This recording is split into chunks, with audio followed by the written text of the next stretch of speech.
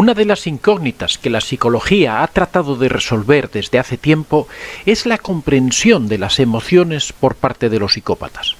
Decir que debido a su trastorno carece de ellas es algo muy simplista, ya que podemos observar cómo actúa en sociedad y se puede afirmar que al menos dispone de una concepción cognitiva de las emociones.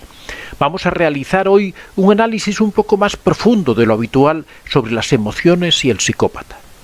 Desde 1987, la Asociación Americana de Psiquiatría ha reemplazado el término psicópata por el de trastorno antisocial de la personalidad, aunque varios autores optan por denominaciones diferentes en función de la agresividad, criminalidad, conducta antisocial o sociopatía. Al hablar de personas con psicopatía, lo hacemos de individuos que procesan las emociones con áreas del cerebro que el común de la población, sin esta patología mental, utilizan para funciones más cognitivas, como la memoria o la planificación. Este tipo de individuos, que representan el 1% de la población general y entre el 8 y el 18% de la población penitenciaria europea, son una gran alarma social debido al alto índice de delitos cometidos. Se distinguen por su asociabilidad y por la ausencia de sentimiento de culpa. Los primeros síntomas aparecen en la niñez, con bajo rendimiento educativo y difícil inserción laboral. La conducta antisocial y sobre todo la delictiva comienzan a disminuir a partir de los 30 años, si bien nunca suelen llegar a vivir de una forma totalmente normalizada. Estas personas antisociales, psicópatas o sociópatas, sufren vacío afectivo y hastío profundo. Son impulsivos, egocéntricos, narcisistas, dominantes y carentes de remordimientos. Buscan compulsivamente sensaciones intensas. No suelen mostrar signos de psicosis y nunca pierden el contacto con la conciencia de la realidad, aunque cometan los crímenes más atroces. Son fríos, calculadores y sistemáticos. No obstante, todavía no se ha podido clarificar cuál es la causa de la psicopatía, ni tampoco la diferencia de la mente del psicópata con respecto a la de personas normales.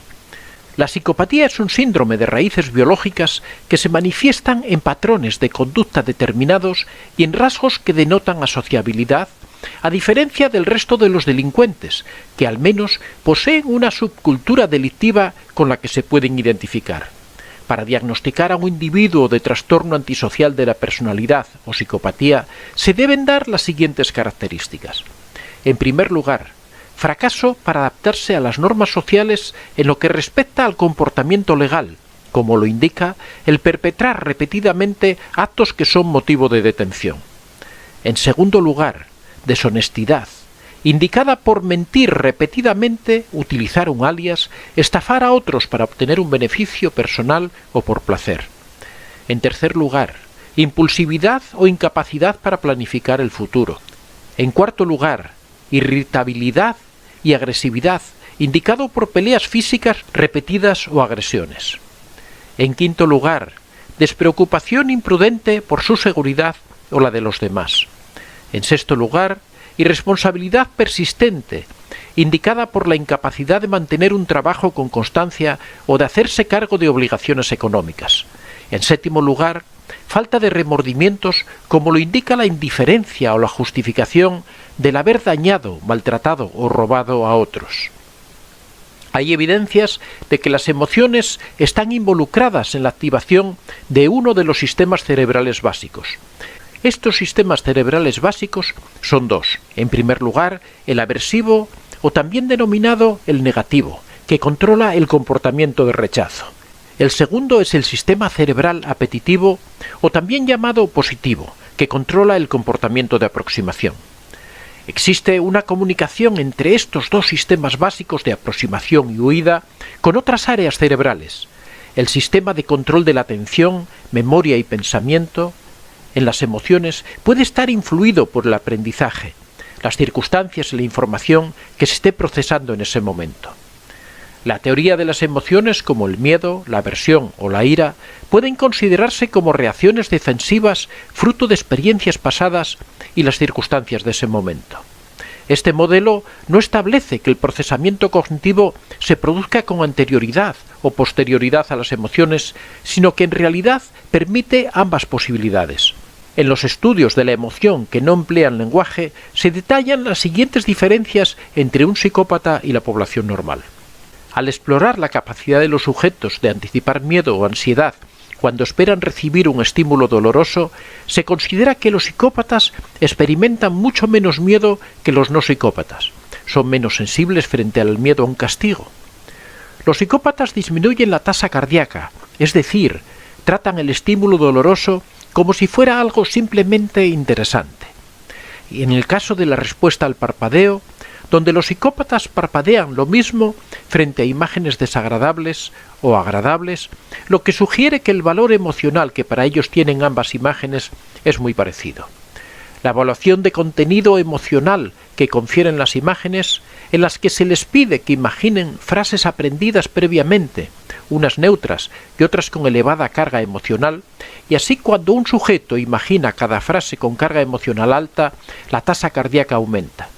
En los sujetos psicópatas no existe apenas diferencia en la tasa cardíaca entre distintos estímulos porque lo que revela es una capacidad limitada para sentirse afectados por las emociones. En los estudios de la emoción, que sí emplean el lenguaje, podemos observar los siguientes resultados. Colocando electrodos en la parte superior de la cabeza de los sujetos a examinar, con la finalidad de medir la actividad cerebral que se desarrolla como consecuencia de los estímulos que se les presentan. Los estudios dicen que los sujetos no psicópatas reaccionan con mayor rapidez y acierto ante palabras emocionales, mientras que los psicópatas dan la misma respuesta ante los estímulos con palabras sin diferenciar las palabras neutrales de las emocionales. Mediante un escáner se realizó el registro de la actividad del flujo sanguíneo que circulaba en las diferentes partes del cerebro y se observó que los cerebros de los psicópatas mostraron mayor actividad que los cerebros de los no psicópatas ante las palabras emotivas que ante las neutras. También se exploró la capacidad de comprender las metáforas. Los psicópatas emplean metáforas ya que en su comportamiento engañoso y manipulativo, el lenguaje florido y figurativo juega un papel muy importante. No hubo diferencias en la comprensión del sentido literal de las metáforas, pero cuando tenían que decidir la orientación emocional de las frases, los psicópatas cometían errores muy graves. En el caso del lenguaje incongruente, si un psicópata tiene dificultades para comprender el sentido real, emocional de las palabras, es lógico que muestre incongruencias en las cosas que dice, pasando de un asunto a otro y concluyendo cosas que no siguen de lo dicho con anterioridad. Como conclusión final, podemos afirmar que el psicópata tiene una interpretación de las emociones diferente a la de las personas no psicópatas, y ello se debe a un diferente procesado cerebral de la información. También podemos concluir que el psicópata tiene una concepción cognitiva clara de las emociones de los demás y sabe cómo provocar esas emociones en los otros a pesar de que a él le sean ajenas. Esto le permite camuflarse perfectamente y pasar completamente desapercibido. Soy Antonio de Vicente. Si te ha gustado este vídeo, puedes dar a like y si aún no estás suscrito, puedes hacerlo en la parte inferior. Si deseas hacer algún comentario o sugerir algún tema, puedes hacerlo en la casilla de los comentarios. Recuerda que este es un espacio abierto y que siempre son muy bien recibidos todas las experiencias que hayas tenido y todas las opiniones que tengas al respecto. Estaría encantado de que las compartieras con nosotros. Muchas gracias a todos y que seáis realmente muy felices.